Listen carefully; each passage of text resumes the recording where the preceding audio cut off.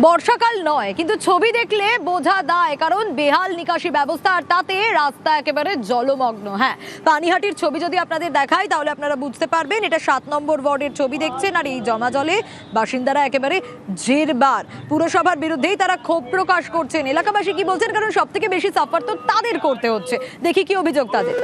মাস দিয়ে হচ্ছে পানিঘাটি পৌরসভা চেয়ারম্যান এসেছিল, ওর পরে কিছু দিন অ্যাকশন নিল না।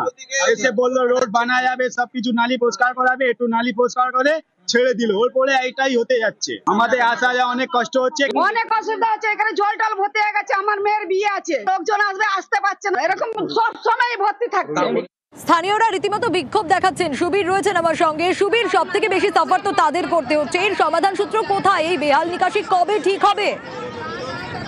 দেখো, পানিহাটি পৌরসভা 7 নম্বর ওয়ার্ডের অন্তর্গত ডিএন চ্যাটার্জি রোড, সেই রোডের বিস্তীর্ণ এলাকা কিন্তু জলমগ্ন অবস্থায় রয়েছে দীর্ঘদিন ধরে। এবং পানিহাটি পৌরসভার পৌরপ্রধান থেকে শুরু করে সমস্ত আধিকারিকদের লিখিত অভিযোগ জানানো সত্ত্বেও এখনো পর্যন্ত কোনো ব্যবস্থা নেওয়া হয়নি। এবং এই জমা জলের উপর দিয়েই এলাকার ছাত্রছাত্রী থেকে শুরু করে স্থানীয় মানুষরা নিত্যদিন যাতায়াত করছেন।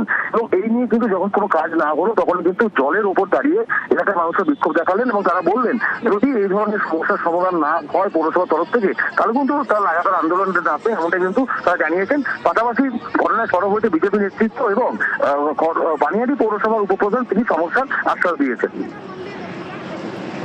বেশ, দেখা যাক পৌরসভার পক্ষ থেকে কি বলা হচ্ছে।